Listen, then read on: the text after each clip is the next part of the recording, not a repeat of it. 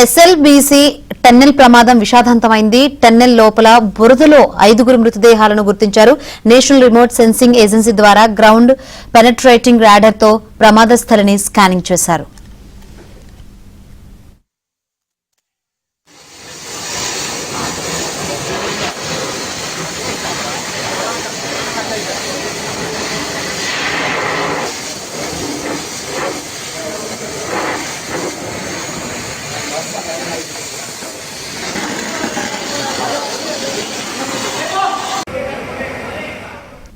SLBC tunnel ప్రమాదం విషాదాంతమైంది. 5 కార్మికులను గుర్తించారు. మరిన్ని వివరాలు అందించేందుకు మా ప్రతినిధి బసవరాజ్ సిద్ధంగా ఉన్నారు. బసవరాజ్, 5 కార్మికులు సజీవ సమాధైన పరిస్థితులు అయితే కనిపిస్తుంది. ఏంటి అక్కడ ఉన్న పరిస్థితి?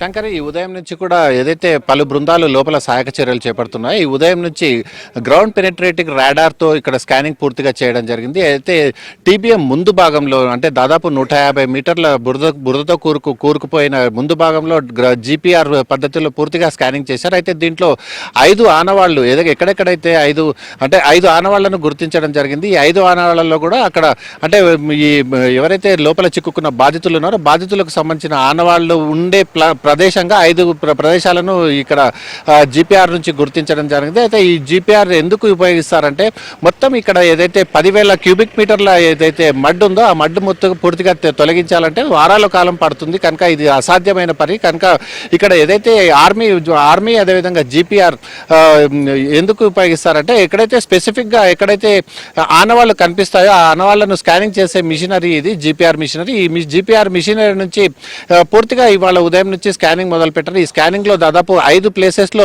ఏదైతే కార్మికులు ఉన్నట్లుగా స్థలాలను అయితే గుర్తించారో ఈ 5 ప్లేసెస్ లో తవ్వకాలు చేపడతారు. ఈ 5 ప్లేసెస్ లో అంటే ఎంతమంది కార్మికులు ఉన్నారనేది ఖచ్చితంగా అక్కడ చెప్పలేం, కానీ ఈ 5 ప్లేసెస్ లో మాత్రమే తవ్వకాలను కొనసాగిస్తారో ఈ కొనసాగించే విధంగా చర్యలు తీసుకుంటున్నారు. అయితే ఏవైతే 5 మృతదేహాలు బయటపడ్డాయన్న వార్తలు ఉన్నాయో అదేవిధంగా ఈ 5 చనిపోయారన్న వార్త ఉందో ఈ వార్తలను అధికారికంగా ఎట్లాంటి ప్రకటన చేయలేదు. అయితే ఈ ప్రకటనపై ఏదైతే సోషల్ మీడియాలో కానీ వస్తున్న వార్తలను నాగర్ కర్నూల్ కలెక్టర్ సంతోష్ బానోత్ ఇప్పటికే ఖండించడం జరిగింది.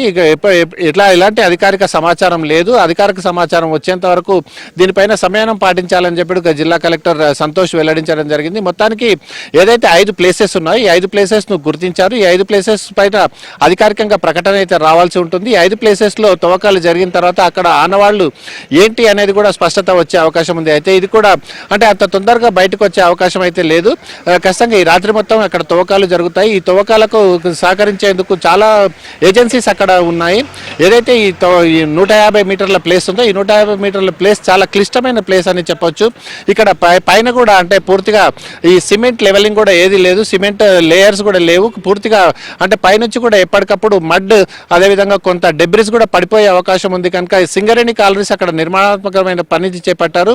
ఈ ఏదైతే పైన కప్ అంటే పై చెత్త ప్రాంతం ఉంటుందో ఈ చెత్త పూర్తిగా రీఇన్ఫోర్స్మెంట్ చేసేందుకు సింగరేణి కాలరీస్ శ్రమిస్తున్నారు. అదేవిధంగా జీపీఆర్ ద్వారా ఈ ఆనవాళ్లను కనుగొనేందుకు అక్కడ ఉండే ఎన్డీఆర్ఎఫ్ బృందాలు పూర్తిగా శ్రమిస్తున్నాయి. పూర్తి సమాచారం అయితే అధికారికంగా ఎలాంటిది వెలువడనప్పటికీ కూడా ఇక్కడ 5 ప్లేసెస్ మాత్రం గుర్తించారనడంలో ఎలాంటి సందేహం లేదు. 5 ప్లేసెస్ లో ఎంతమంది కార్మికులు చిక్కుకున్నారో వారి పరిస్థితి ఏంటి అనేది అధికారికంగా ప్రకటించాల్సి ఉంది. శాంకరి, అధికారికంగా ప్రకటించే అవకాశం ఉంది. మొత్తం 8 మంది చిక్కున్నారని మనం మార్నింగ్ కూడా చూసాము.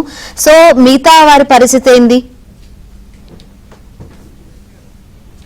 ఖచ్చితంగా ఇక్కడ మొత్తం 8 మంది అయితే 4 కార్మికులు, 2 ఇంజనీర్లు, 2 ఏదైతే ఆపరేటర్స్ ఉన్నారు. ఈ 8 మంది కూడా చిక్కుకొని ఇవాళకి 7 రోజులు గడిచి 7వ రోజు కొనసాగుతుంది. వీరి ఆరోగ్య పరిస్థితి ఏంటి, వీరు ఎలా ఉన్నారు, ఎలాంటి పరిస్థితుల్లో ఉన్నారు అనే దానిపైన పలు అనుమానాలు అయితే గత 3-4 రోజుల నుంచి కూడా పలు అనుమానాలు అయితే వ్యక్తమవుతున్నాయి. వీరి ఆరోగ్య పరిస్థితి ఎట్లా ఉంది అంటే వీరికి పూర్తిగా అంటే ఇక్కడ ఏదైతే 150 మీటర్ల మడ్ ఏర్పడింది అంటే పూర్తిగా సెడిమెంట్స్ ఉన్నాయో పూర్తిగా బురదతో కూడుకున్నాయి. ఈ బురద బురద నీరు ఏదైతే నీటి ఊట ఉంది, నీటి ఊట వల్ల పూర్తిగా బురద గట్టిగా మారిన పరిస్థితి కూడా అక్కడ ఉంది. కనుక లోపల ఉండే వారికి ఆక్సిజన్లా కానీ లేకపోతే ఆహార పదార్థాలు సరఫరా కానీ ఏవి కూడా గత వారం రోజుల నుంచి కూడా ఏవి కూడా లోపలికి వెళ్ళడం లేదు.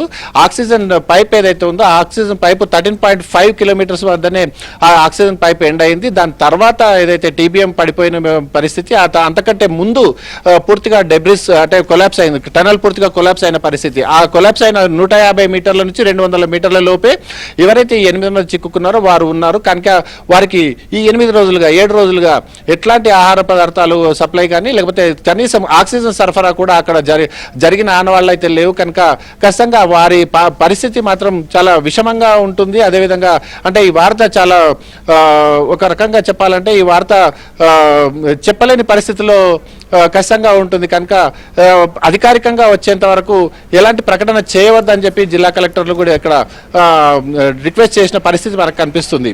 శంకరి. రైట్ బసవరాజ్.